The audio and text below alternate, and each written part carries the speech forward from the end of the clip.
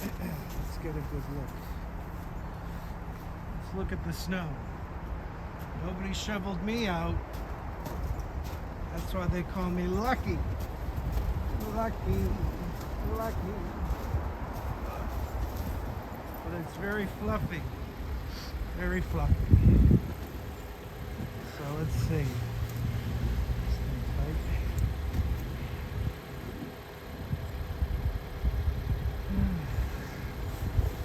Okay.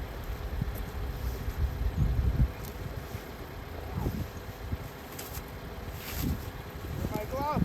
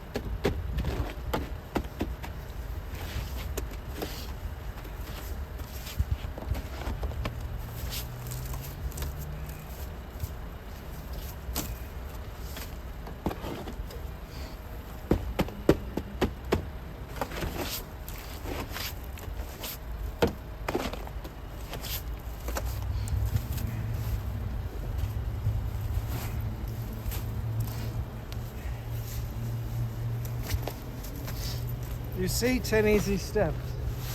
It was a big step. Oh.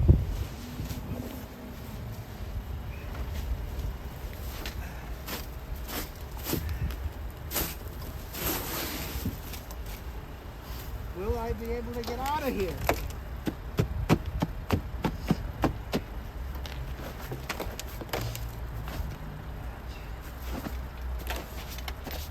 This is the big question.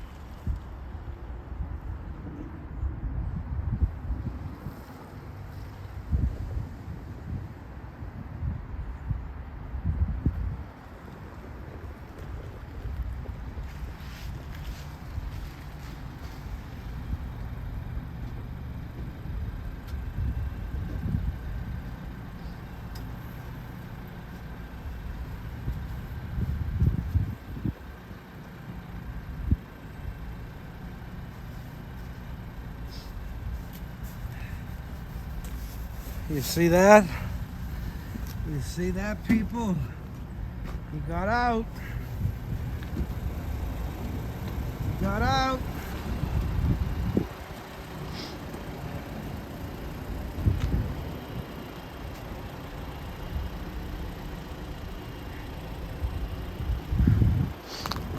We gotta go right to the car wash.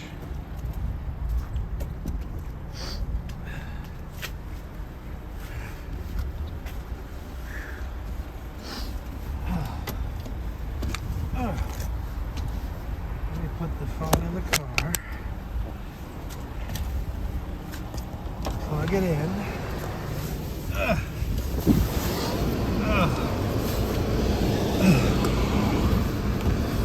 Oh yeah.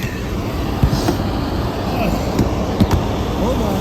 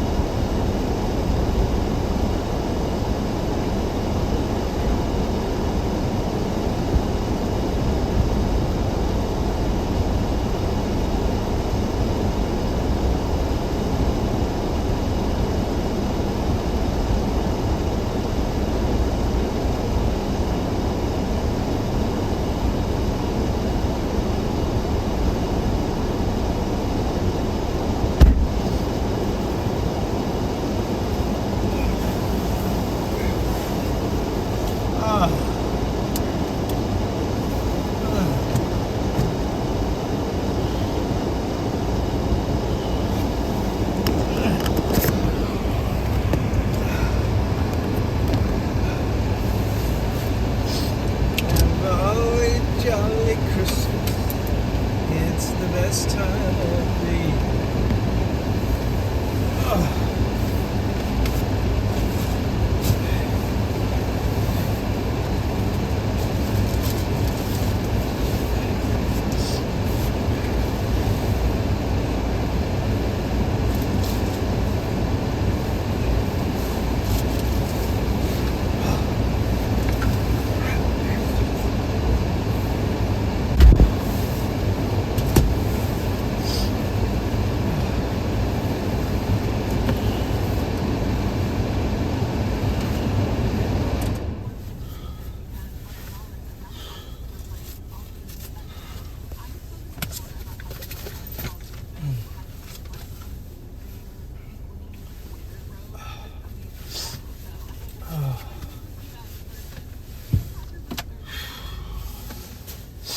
Where are my glasses?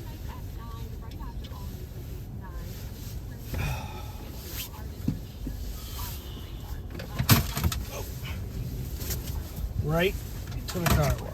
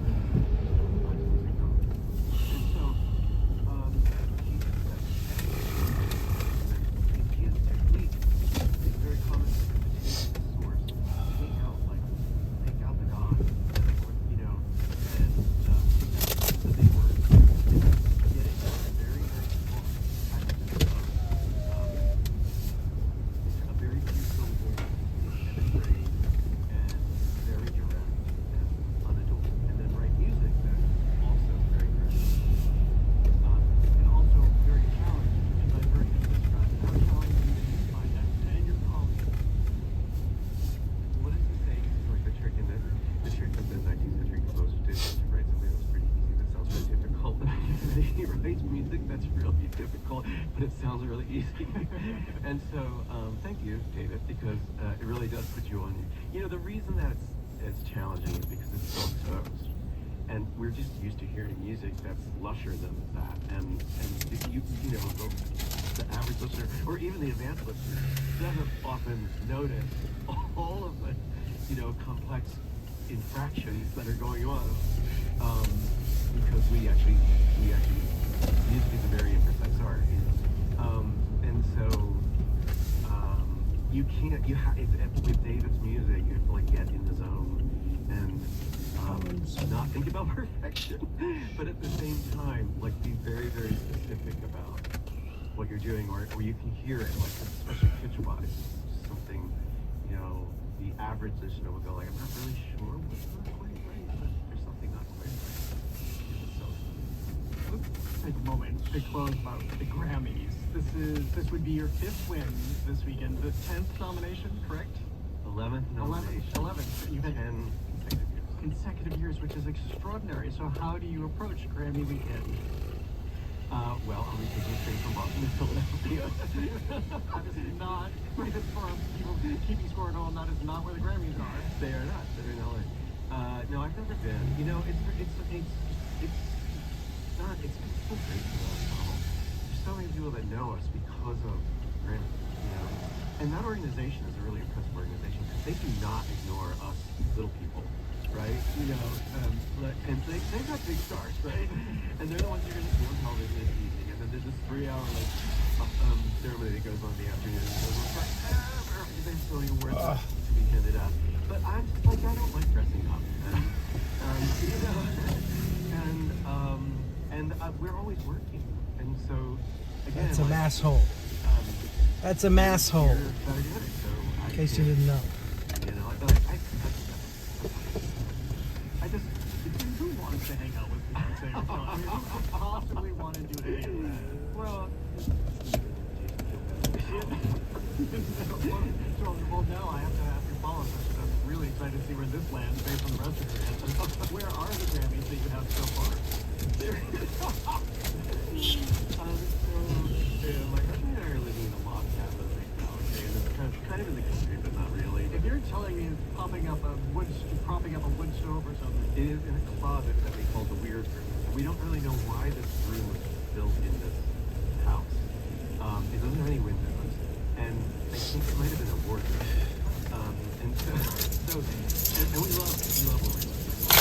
That's what being there while it's ready to snow. Oh my God, this is incredible. But so they sit in that closet, in the weird room, and then the one. So the ensemble also gets a statue, and they sit in the closet that is that the Crossing had at our home Presbyterian Church. So yeah, we usually get them out. If we win one, then we'll get them all out the next summer for one of our receptions. Vince Mike's Nothing. So as we come rolling into 73, right as he's Vince changed back, what kind of things does he have to do? What was he like to work? Jumping back to August 29th of 72, re-election, we had a press conference. And one of the early questions he's asked is, Mr. President, given the fact that the Attorney General is now the head of the re-election committee, so that the re-election committee is arrested in the DNC, why did you appoint a special prosecutor? And he doesn't reply to all the parents. He says, well, first of all, the Congress is investigating this, the General County Office is investigating it, the FBI is investigating it, but most importantly, my White House counsel, John Dean, has investigated this matter and found nobody presently employed in this administration had anything to do with this bizarre incident. This was the first I've heard of my investigation. And so after that, his press secretary, Ron Ziegler, called and said, John, do you have a copy of your report? I said, Ron, there is no report. He said, well, maybe there should be. And I said, well, I don't think so. Anyways, I don't think so. Why? because I didn't want to lie. I didn't want to this is quite clear. They were covered up. Yes. What happens is, when I first started meeting with Nixon, he starts on the report again. He wants a Dean report. He is convinced somehow this will make things go away. Ehrlichman makes it pretty clear that what he can do is have this report in his desk drawer and say, say this is all I knew. It didn't take me long. I figured that out immediately, that this would be a setup. And I had no interest in lying. I had no interest in giving any false information to the president, and didn't. But he presses me on that. There were actually three phases of the cover-up for me. I initially thought I was just helping out my colleagues and didn't see anything criminally amiss. Defense funds were not unusual at that time. Not announcing them didn't sound horrible to me.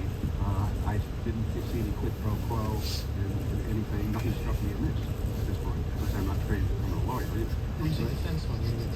Defense funds, the Barrett brothers, the defense fund. Good, how are you? For criminal defense, yeah. And that's what, actually, there's a paper mixed suggesting that Thanks the very defense much. fund, the Cubans, who've been hired by Hunt and Liddy to pay their lawyers' fees and what have you. If he had done that openly, he might have avoided obstructing justice. And it's very curious. And Haldeman and Ehrlichman dropped that. I never heard about it. In fact, when I first hear about it, I don't know what he's talking about. Anyway, phases of the cover for me, I initially don't think I'm engaging in criminal conduct. When I realize I am, is after the election, Howard Hunt calls Chuck Colson, and Colson records the call on dictaphone. He had his phone hooked up to a dictaphone, as many did in the White House, and he brought this tape down to me to play of his conversation with Hunt. And he's proud as punch in this conversation because Colson is, because it exonerates him in the Watergate, that he had nothing to do with the Watergate break-in. I hear something very different. I hear Hunt demanding that he get paid sooner rather than later. Promises have been made to him to take care of him, they haven't been delivered, and the ready isn't there. I immediately say to Chuck, this is very bad, Chuck. He said, well, what are you going to do about it? I said, I don't know. What I did do is take the tape up to Haldeman and Ehrlichman and played it for them. They said, take it to John Mitchell and get him to solve the problem, which I next did that same day and took it up to New York and played it for Mitchell. And his first reaction is, don't you ever have anything good news to report? And I said, no, John, I don't. Anyway, it's after listening to that conversation, I let my fingers do the walking in the criminal code to figure out what in the world are we doing. And I discovered 18 U.S.C. 1503, which is the obstruction statute. And I discovered 18 U.S.C. 371, the conspiracy statute. And I realized we're in a whole lot of trouble. Now, you might have thought the first reaction would be to run for the hills. I had exactly the opposite reaction. That's when I double down. That's when I try to make the cover-up work. I know today, psychologically, what was going on. I was in what they call the lost grade, where you have no attractive options and you do stupid things. It's unfortunately part of human nature. It happens a lot to a lot of people. I don't. Did you feel a loyalty personally to any of these people? Had you developed any kind of closeness with them? I mean, as a person, as a co-conspirator, yes, I did. I wanted to cover up the work at that point, and that's when I do dumb things like destroy documents. Knowing it, yes. And I never understood for years, what had happened. Then the last phase of my involvement in the cover-up is when Hunt sends a message to me that he's going to have seen things to say about John Ehrlichman, and by implication Bud Crow, one of his assistants, regarding his break-in at the Ellsberg psychiatrist's office fiasco. That's when I sort of say, my God, this is never going to end. We're being extorted. There will be no end to it. This cover-up is not going to work. And we've got to figure out how to stop it and get the president out in front of it. And that's March 19th when that word comes in. I have by then started to have enough dealings with the president that I think he's got trust in me. And so on morning of March 23rd, I go in after setting a breaking precedent, because you weren't supposed to throw the president out until Haldeman.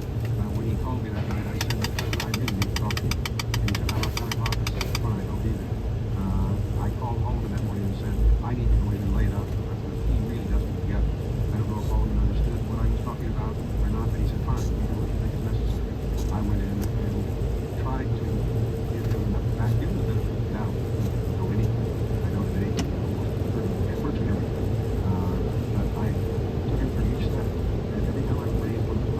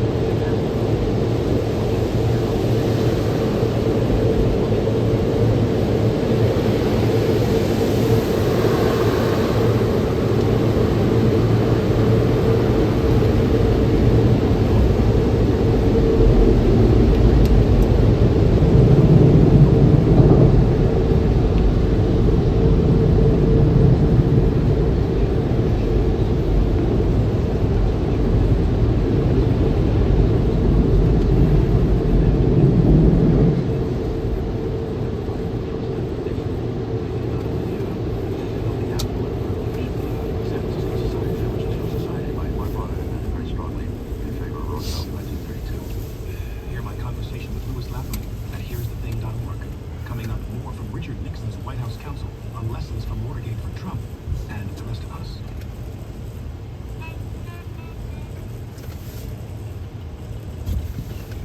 I'm Alec Baldwin, and you're listening to Here's the Thing. Now, more of my conversation with John Dean. When you talk about this period, you say that I'm going to stop this, or I'm having my doubts, need to cover up, you don't think it's going to work. Would you have kept going even if you cover up your doubts? You know, the president, at the end of my March 23rd answer on the presidency, where I used that phrase to get his attention, and I had it after that. I think that's the day I met Richard Nixon, the real Nixon. Because I took him through one problem after another problem after another problem, waiting for his fist or hand to come down on the desk to say, this has got to stop. That isn't the man I met that time. He had answers for everything, and it had to continue, and somebody should take care of this problem in front, and there was no short-term answer. He wanted to cover up the lawn. I had nothing to do with Hunt getting paid. He did get paid. Mitchell took care of it.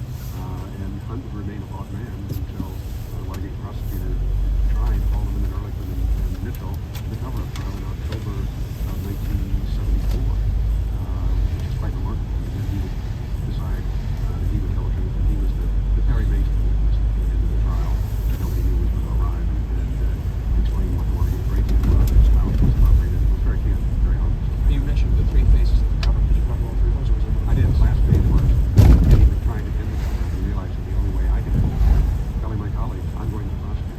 This has got, we've got to deal with this. We need criminal lawyers in here. I'm going to hire a criminal lawyer. And Who'd you hire? I hired a law school classmate initially to talk about a man who later became the chief judge of the federal district court in D.C., Tom Hogan. And we talked about it, and he suggested Charlie Schaffer, who had worked here in the Southern District, and a very accomplished prosecutor, and had become a very successful criminal defense lawyer. And he was terrific. I for a while had one foot in the White House and one foot out of the White House. Didn't hide from people what I was doing either. You were a very young man when this is happening, and you're married, and we talked backstage about how your wife becomes a bit player, as you said, the camera found her, your beautiful wife, Leary, and she was there. She had a huge influence on me. I want you to explain A huge influence. what was the anxiety that I did not want to get married, but I did not want to lose her. I had been married and divorced, and had a child when I first married, and I had fallen in love with her, and we've had a wonderful relationship. She wanted to get married, and I just knew this was a bad time. I didn't know how bad. You got married how much? When did you I got married in October of 1972. Very bad. We had now been married. Why 41 years. in the world is my So face not being recognized by my own The first time face? that happened to me not long ago when I said that. I happened to be in Nashville giving a talk because of Jim Neal, who was one of the second prosecutors. They became like my friends, many of these guys, and one woman. And I give former law firm, former law firm program, and I came down to speak and voice. It's a very fine academy, and they asked me to do their assembly and stuff, and and I somehow passed it mentioned that I married Maureen for 45 years, and it just broke out in applause. But isn't that nice? I mean, I'm very pleased. Magical. Married with 45. I'm like, what? Really? No, when you go home, I'm trying to get you to talk about something in terms of your personal feelings and your emotional life. Are you going home and having dinner with your wife, and sitting having a drink and saying, what the hell am I going to do? Or did you try to protect her or not? I protected her. I tried to warn her. There's a mafia. I'm telling you, your wife. I tried to explain to her there were going to be problems, but I wasn't terribly Not married. in depth about How the fuck is I this must- not somebody recently recognized asked in me, my how did I face? get That's through what it? I'd like to know. And my answer was, but So you did not confide a great deal. no, I didn't. None of the men talked to their wives about what was going on. I'm sure more lamps would have been over heads if some of the women had learned about what was going on, when it was going on. I think all the wives were shocked at some of this. But anyway, as I said, she had tremendous influence on me when I This decided thing's to trying to fuck me over. I didn't want to disappoint them. I wanted to live up to the standard she thought. March 16th is when you said the meeting was with the cancer on the presidency. March 21st. Wait. How soon after that did you get camp? End of April. Very tight. It's tight, but the tapes are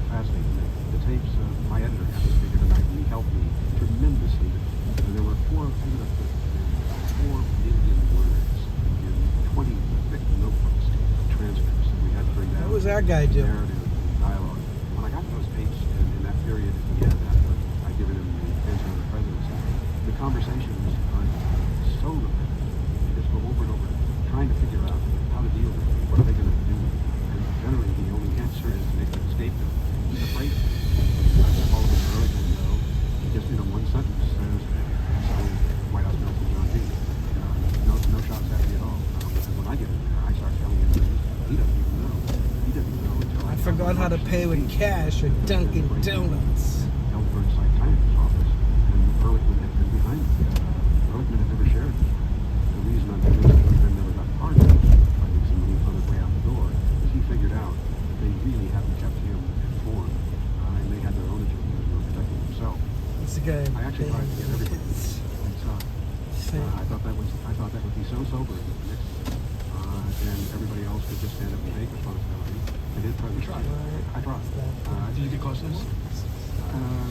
I think some people that, based on the tapes, there is some indication that people did give it some thought. But they realized that. Duncan. So in 1970, if you begin working in the White House in 1970, and now we're in the spring of 73, which is This an eternity. phone is driving me nuts today. Do you notice, and I want to preface this with something, do you notice the old Nixon returned? Because Nixon, as everybody knows, was the vice president for 2 terms under Eisenhower, not somebody who was adored by the staff of the White House, the Eisenhower He was administration. he was Eisenhower's heavy. He had the job of going out and being the manager and being tactical. And then he obviously loses a couple of elections. Wait a minute.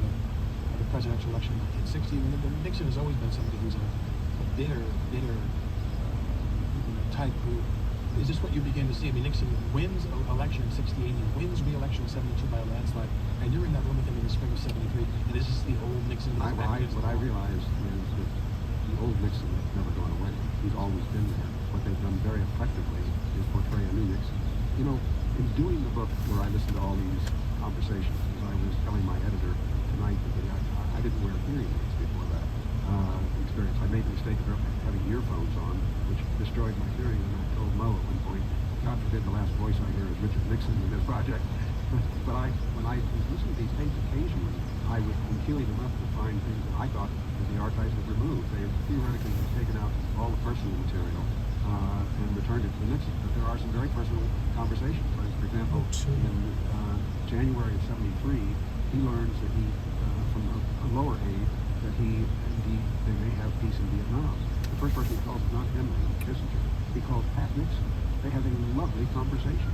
It really struck me that their marriage was much different than I had perceived it, and that she, is pleased with him.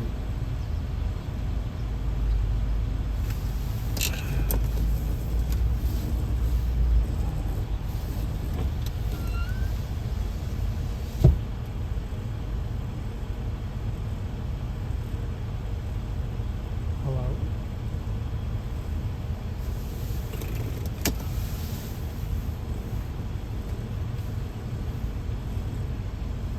You've reached the City of Boston Credit Union Deposit Operations Department. Our hours of operation are Monday through Friday from 9 a.m. until 5 p.m. If you are calling after hours and you need to report fraud, please dial 833-337-6075. If you have any questions regarding a loan, please call the Loan Servicing Department at 617-616-9191. Thank you for calling the City of Boston Credit Union. At the tone, please record your message. When you have finished recording, simply hang up or press pound for further options.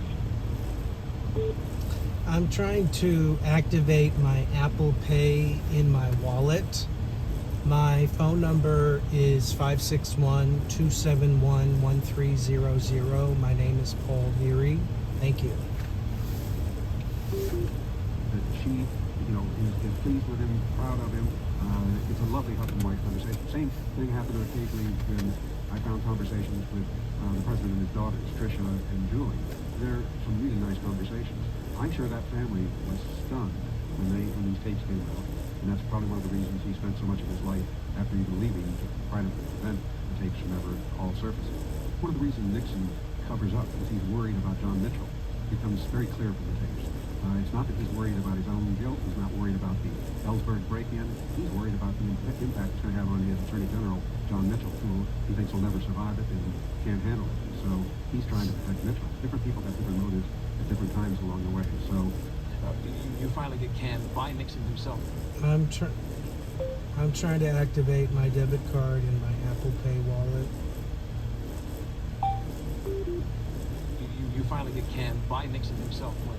no, well, I'm out of town on April 30th, and he gives a speech. So you didn't fire you face to face? No, on April 16th, he called me in and said, I think we need to talk about resignation, and I've drafted a couple letters. Well, I knew he hadn't written the letters, and I immediately read them, and they were confessions.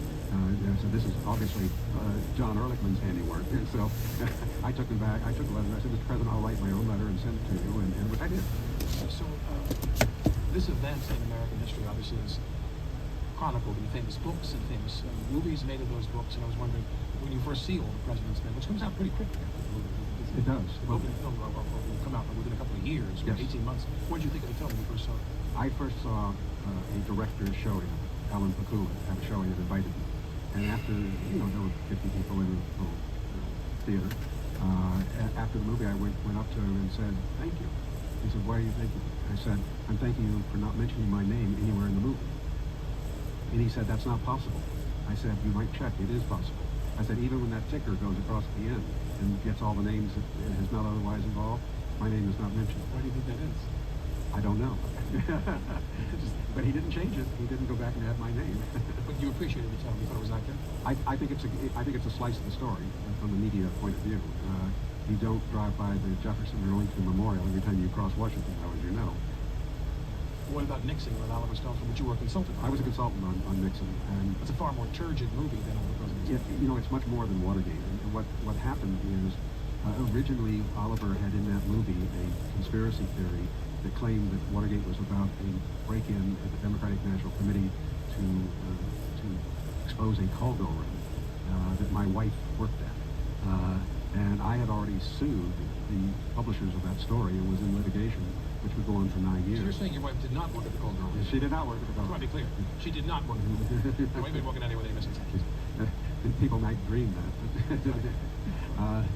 Anyway, I told Oliver, I said, this is a fraud, and you'll end up being named in the lawsuit.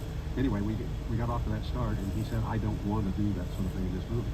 He said, I am trying to get as much verisimilitude as possible. What do you think he captured that was accurate about Nixon? Name a scene, because I mean, Well, one one of the scenes, the last scene I objected to was a scene where he has me meeting with Howard Hunt on the Memorial Bridge. And I said, Oliver, that never occurred. Ed Harris. Ed Harris, right. It's a great scene. And you're played by David... David Hypers. And I said, Oliver, that scene never happened. He said, I've paid for it. It's going to happen.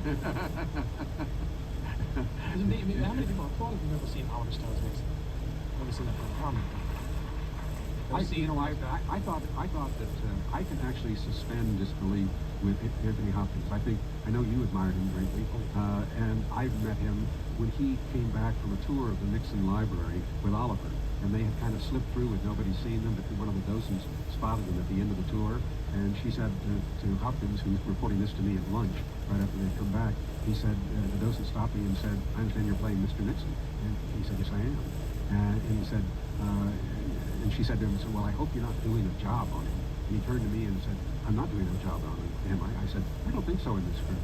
And he said, well, I want to tell you, I kind of sympathize with this. He said, Tony said that. He said, I grew up in very humble beginnings, and like Nixon, I could hear the train whistles and have dreams.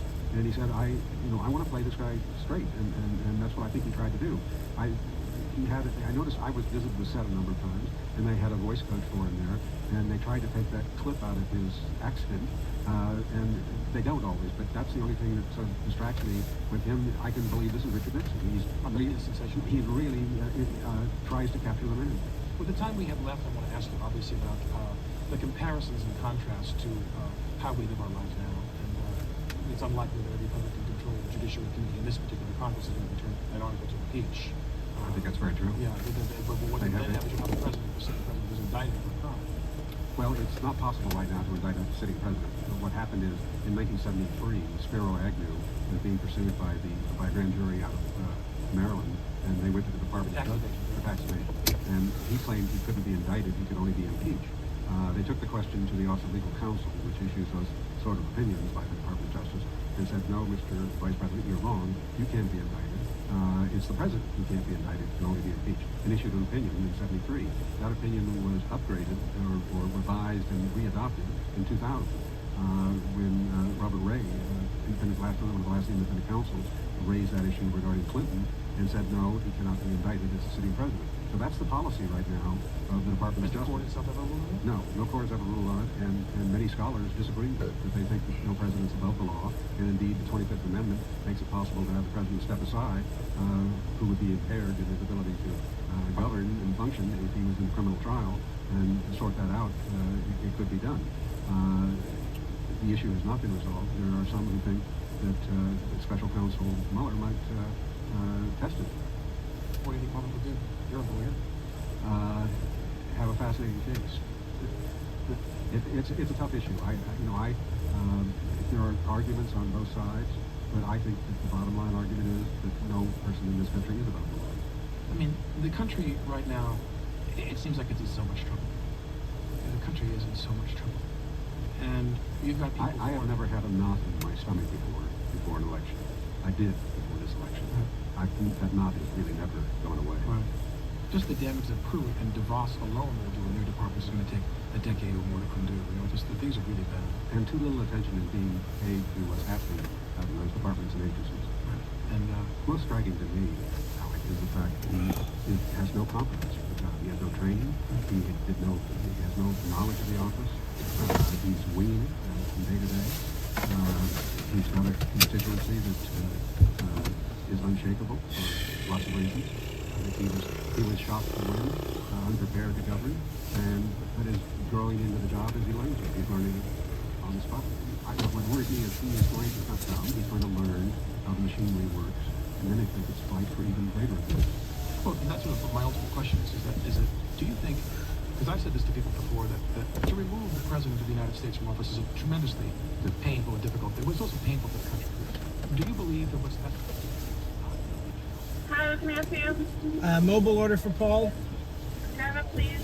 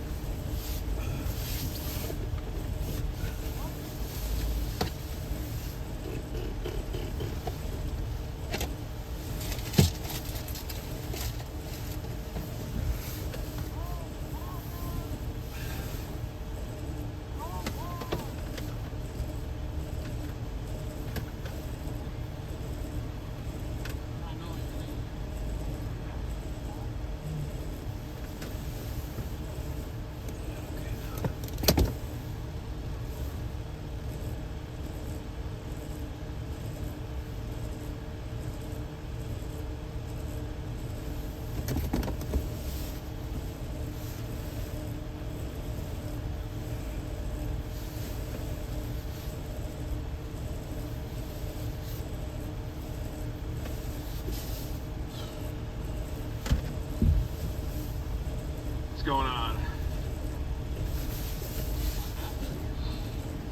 For Paul. Oh, I didn't order 2 drinks. Hand warmer. It's did they make 2 of the same drink? I'm not sure. Why? I got the $5 meal. I'm not sure, to be honest. Paul L. Oh, there's 2 Pauls with a similar drink. That's wild. I just need a few ketchup spills for my hash browns.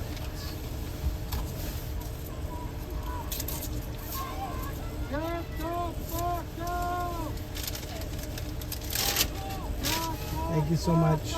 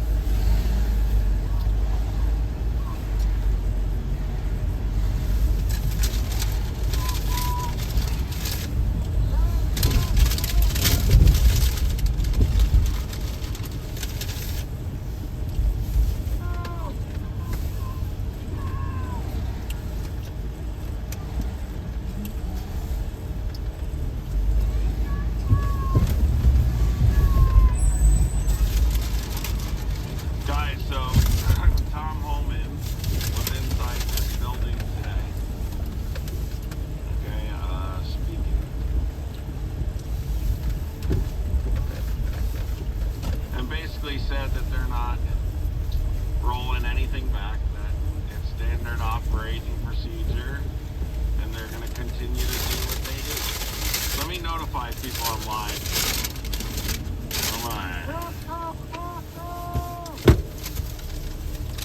Holy crap. Yeah, they've been getting the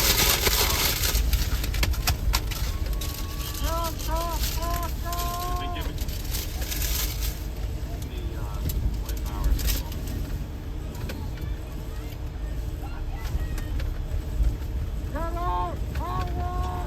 Thank you, Leary.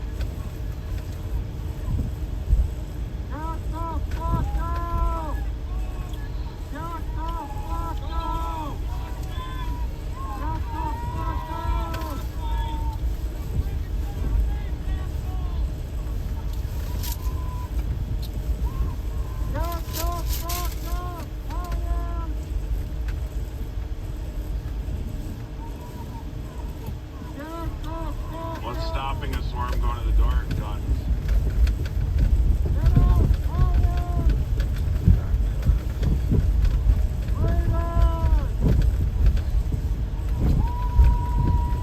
That's literally the exact way you have to get to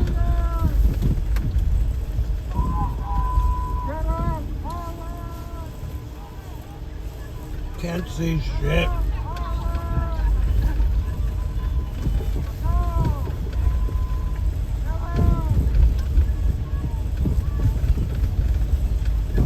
Yeah. What's going on? What's up? What's up? What's up, chat? Hey, what's going on, guys? Busy day. Tomorrow, burning out baseball in Minneapolis. But yesterday we were at the Hilton together. Yes, the graduate, yes. And yeah, yesterday was a great turnout at the graduate. Trying to keep Mike sweet so they can't sleep On this one? tonight, basically.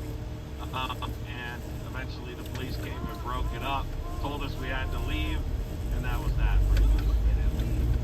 Well,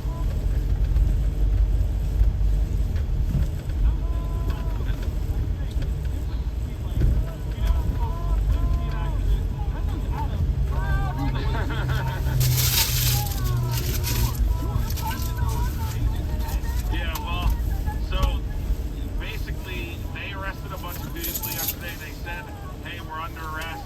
Once they told us to lay down and we were under arrest, that's when I took off. And I can run when I have to, you know, so I ran.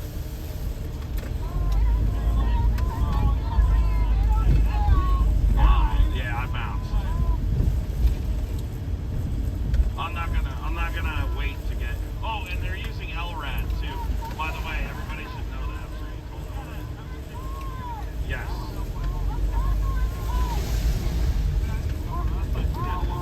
Yes. Definitely.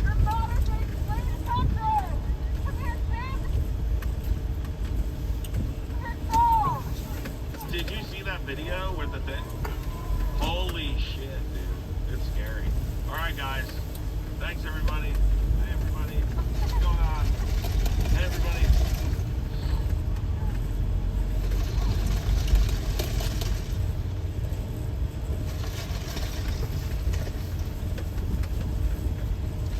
A nice vehicle right there, yeah. Yeah, no, so they...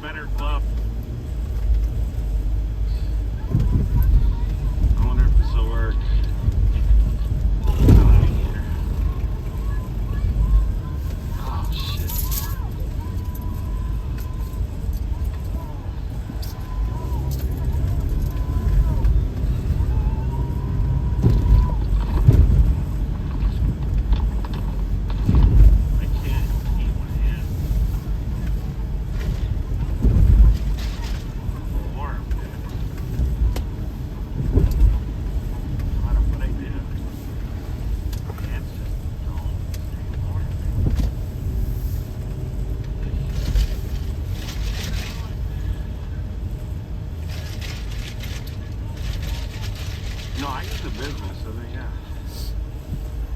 But I can't keep my fucking hands on him.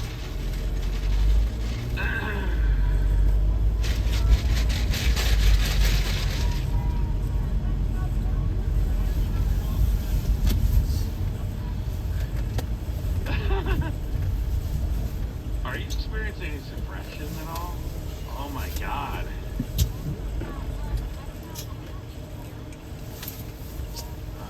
What do you mean? Not the medic. Oh, yeah, I've heard of him. The guy who helps Hawk. Yeah.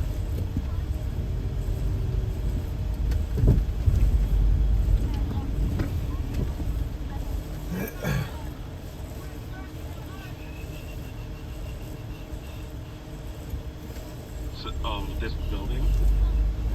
Just Minnesota.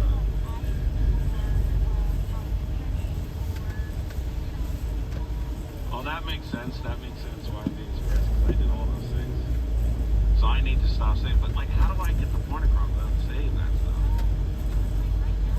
Oh, Yeah. brother. Oh, yeah, that's a good idea. Shit. Cues. Shit.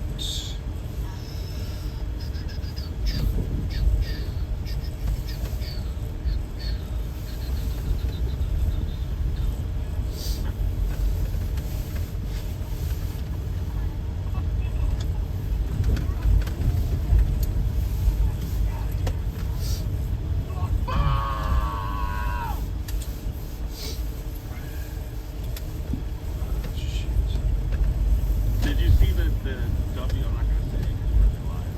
The WD symbol. Do they know that? I feel like they know that. Is it still on? I think it's on. Oh, it is. Still going. Yeah, it feels like it. Who the hell just called Certainly me? feels like it. It didn't come up on this phone, came up on that phone. But I mean, that should disqualify them. from Oh, it's any an function urgent in this message. city if they're doing that. You know, yeah. Bowman was here today, right? He spoke this morning. Was he here?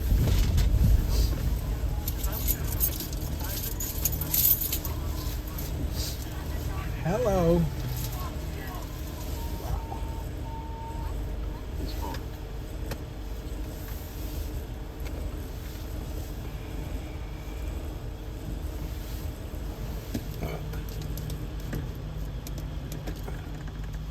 I gotta fix that thing.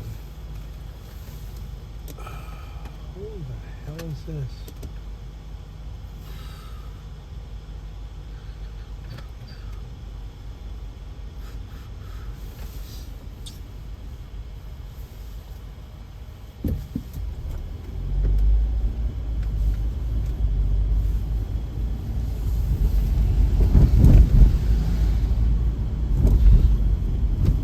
Come on.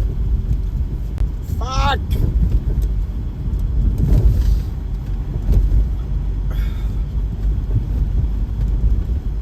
You should have been in pictures.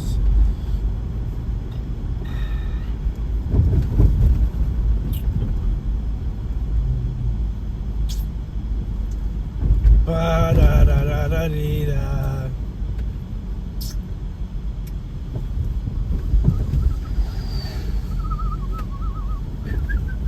Acadia. Acadia. Not Arcadia. Acadia.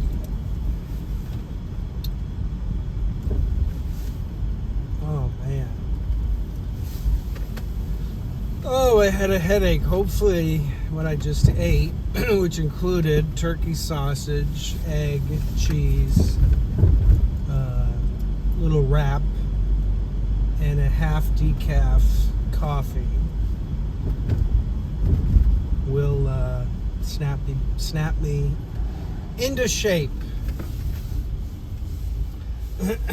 Oh, look at, here we are in a winter wonderland, everybody. Everybody, here we are in winter wonderland. It's beginning to look a lot like apocalypse. Everywhere I go, take a look at the 5 and 10 and say, what the hell is that again? Oh, you gotta laugh, people. You must laugh. What happened to Adam? I was watching Adam. I was listening to Adam. This phone, every second, not even 3 seconds, is making me log in. This guy's having a hard time with his dog. Oh, isn't that sweet? I think it's a guide dog. And he was guiding him.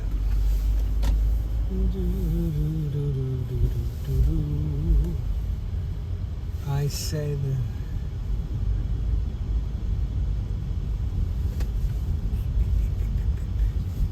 Wow, look at the winter wonderland. It's a winter wonderland, but at least we have American flags on the statue because that's important. Immaturity. People think that I'm making fun because of my tone, the sarcastic tone. But it's not meant to be that way, Donna. I just saw somebody's license plate. The name was Donna, spelled D-A-W-N-A. Donna. Let's see what's going on. Sullivan's open. Let's get a hot dog. Sullivan's open, anybody? Yeah, get me a hot dog, please. A double cheeseburger, to ketchup. And, you know, they do have a delicious piece of fish in Sullivan's. Oh, we might lose signal out here. That's right. There's very spotty cell coverage. Let's see how this works.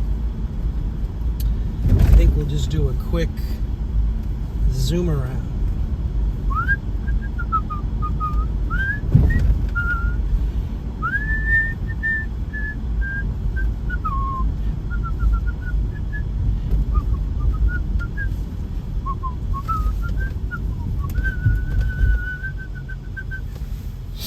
Oh, look at the beautiful water. Can I put this thing locked into place? Look over there. Look at the water. Look at the beautiful sun shining on the water. Oh, look at the snow's in the way. It's a mountain. What are these people? Are they walking out here? What are they doing out here? Guess they're walking. They're trying to get some exercise, which is a good thing, especially for my fat ass. This guy's wearing a Sullivan's sweatshirt. He's probably checking on the place. Make sure. Yeah, he's checking the cars. He's kicking the tires. But the paths are open, so people must be walking. Wonder if we're still on. It's beginning to look a lot like snow. You know, in olden days, a glimpse of stocking was looked on as something shocking, but now God knows. Ethel Merman's nose. Did I crack up? Probably. Probably, yes. Probably cracked up. So, what of it? Adam is in Minneapolis, Minnesota. Let's see what he's up to. How did I lose Adam? Live feed. Adam! Oh, here we go. Let's see if we can get Oh, yeah, 1 bar. Let's get back to civilization. See if we can go down there. Adam! Gotta put my sunglasses on. So that's sunny. And the sun is reflecting off the snow, which is reflecting off the snow. There's actually a decent crowd here. Good. Boo, boo, boo, boo, boo, boo. It's beginning to look a lot Don't worry, like... I'm not going to ask you anything about the Constitution. I'm leaving you guys alone this time. I love it. Just kidding. What's your Fourth Amendment? I love it. There's Adam. Yeah. Everybody There you take a go, look at folks. the beautiful American flags here. around this little There you statue. go, folks. And would you believe that I have forgotten what this statue is? Is this Farragut? How could I forget that? How could I forget that? Well, that's because I'm in my very late 40s and I'm forgetting a lot of things. I'm in my very, very extreme late 40s. and I got brain fog. I got fog on the brain, baby. Dude, when they saw me coming before, the two cops were lined up there. Oh, I wanted to pull over here When and they saw look me at the coming, car for a they second. both just rolled up their windows. Let's pull in here. This They is. won't even fucking engage. Is this all shoveled out? Hopefully. There's some guys up to no good over there. Gave me the look. He stared me the fuck down. That's right. I love this dude down here. This is effective protest right here. You get a What's happening over here?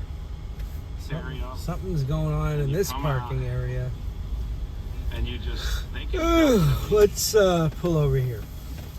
If there's, I don't know, maybe there's nowhere to pull. Pull it! I just want to take a quick look. What the hell did I want to look at? Make sure the snow was off everything, I guess. Nope, big crowd, dude. Good fucking crowd here, and that's what there needs to be. Yeah, let me pull here. 1 second. I know I'm in the wrong. 1 second. What the hell did I want to look at?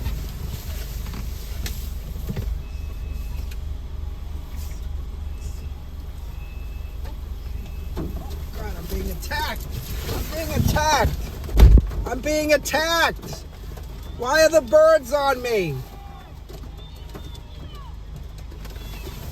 Look at this. Why have the birds attacked me? What in God?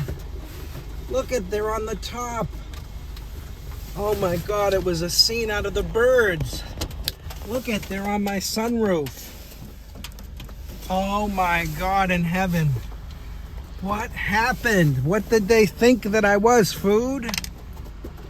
Oh, they thought I had food. They're so used to the people pulling over with their hamburgers. Will you please look at these birds? Are on all top of my car. All over my car. They're on the sunroof. People in Minnesota. Maybe they're cold. Can anybody believe that I was attacked? Look at them looking at me. What did I do to you? Look at this. Nobody would believe this. How lucky I am. And we got it on film. Attacked. They keep coming. They just keep coming. I wonder if they like the warmth of the engine. What the Nobody's parked here. You can't park here. This is bird parking. They come right after you. They were on the tree. Can I zoom in? I don't know how to zoom in this Here you go, this guys. application. Right here, They're ladies still and coming on gentlemen. top of the car. This is unbelievable, folks. You don't understand what's Why happening. is this important for the police to Look know? at this. Is he gonna shit right on me? They don't know it. Look at the birds all over my... They're attacking me. What do the birds know that I don't know? Pretty much. They just don't give a fuck. What has happened? They'll do anything for a paycheck. What is happening? The birds attacked me. The right of people to be secure. I think they in must their be cold.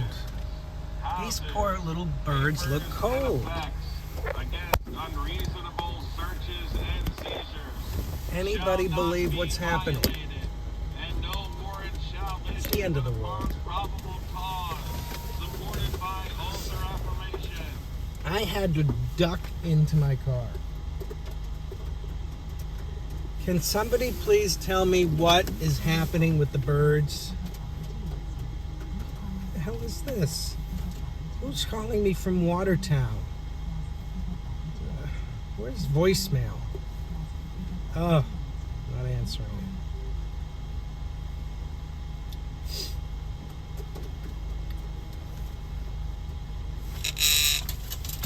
Nobody's gonna believe this. I gotta go live on TikTok.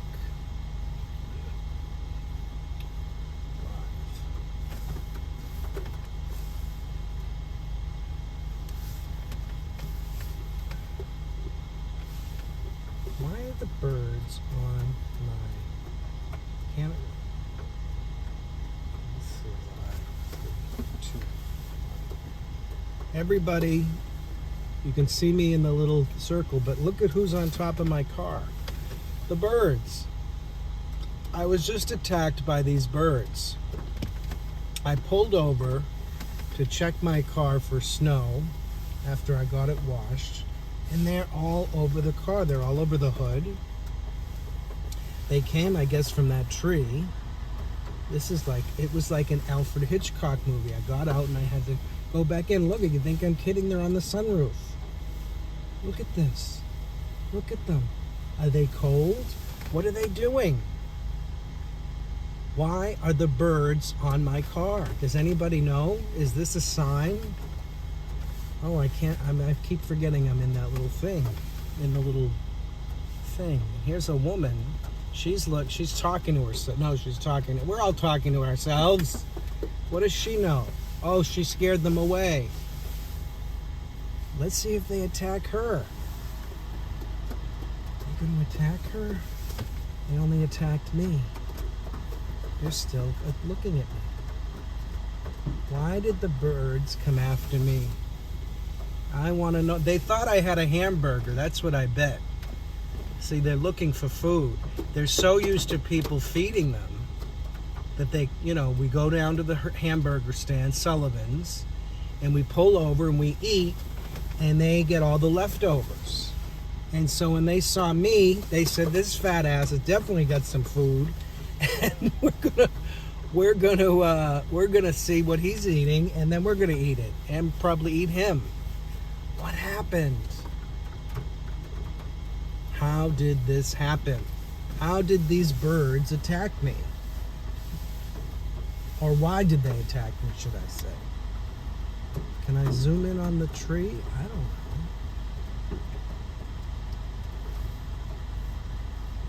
It was like an Alfred Hitchcock movie. I'm not joking, folks. I pulled over to check my car for ice and snow, and within 1 second, these birds all flocked on top of me, on top of my car. Now they've left. See, they heard me. Oh, they're still trying to get in. Honest to God, it was like the movie, The Birds. Look at, they're still coming. They think that maybe they think my car is. They're on top of the car, people. Do you understand what I'm saying? Do you see this? Can you see the birds are on my sunroof? Can you see them looking at me?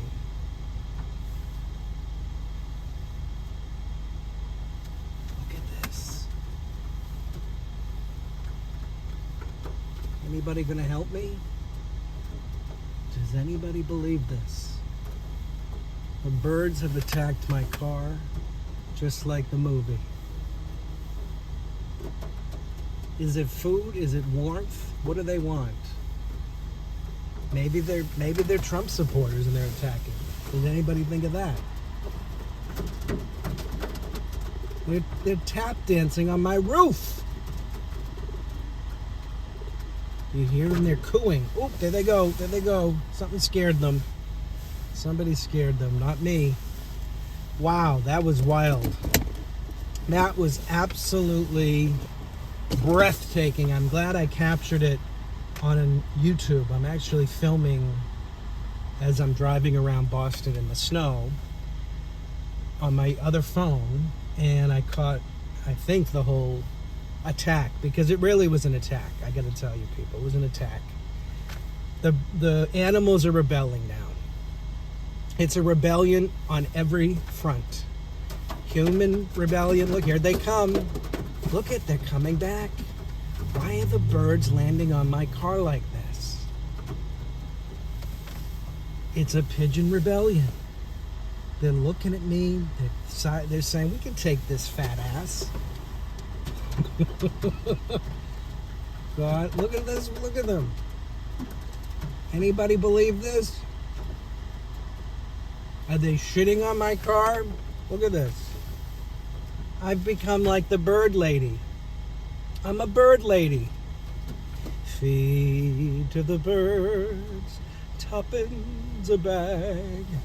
Tuppence, tuppence, tuppence a bag. There's really more important things going on, I understand, but why are the birds attacking? Why now? This must be the leader.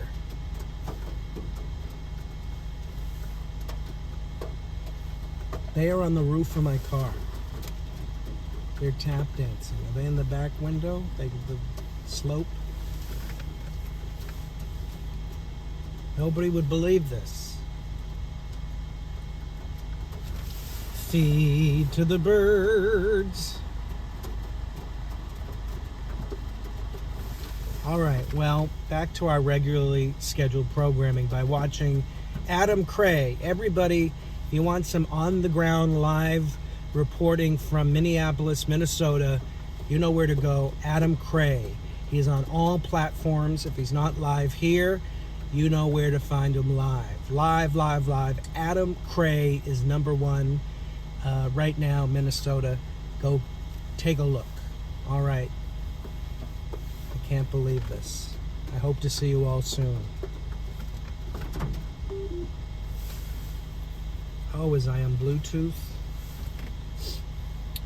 Feed to the bird. What happened now?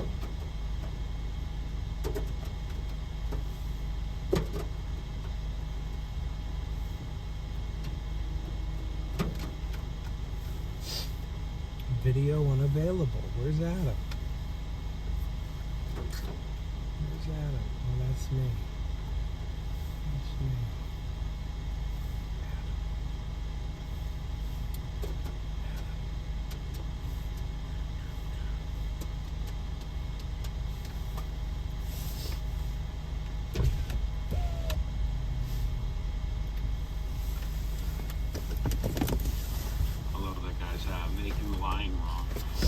I think they're planning something. They just flocked all over my car.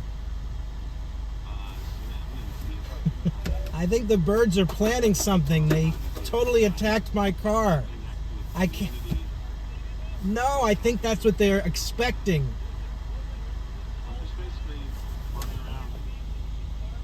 Oh, that's exactly because I got out to check ice and stuff on the car. I wasn't out 1 second. They flocked. It was just like the movie. I was scared out of my... Yeah, I know. Yeah, it's unbelievable. Oh, did they just jump out of the way? Take it easy.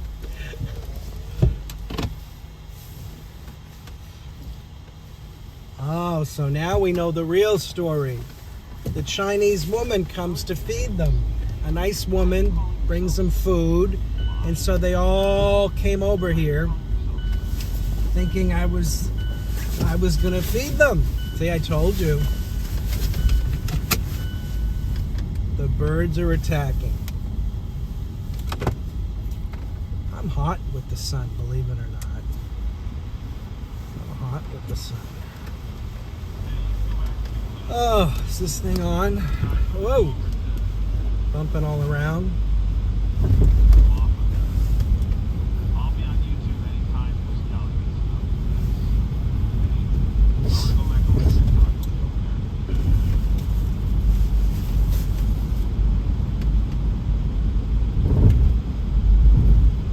They thought the woman was there to feed them. Holy smokes.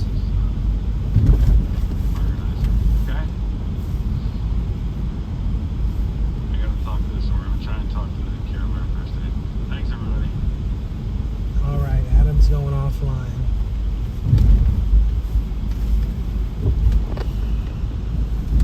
Feed to the birds, tuppence a bag, tuppence, tuppence, tuppence a bag.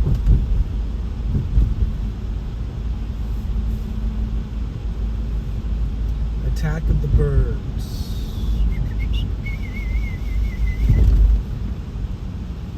I guess that's everything. Ugh.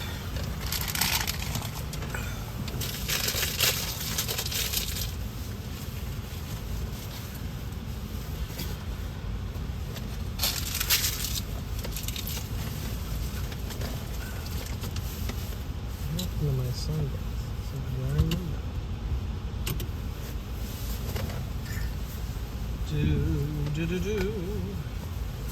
Oh, I'm losing my mind. Losing my mind. Did they shit all over the car?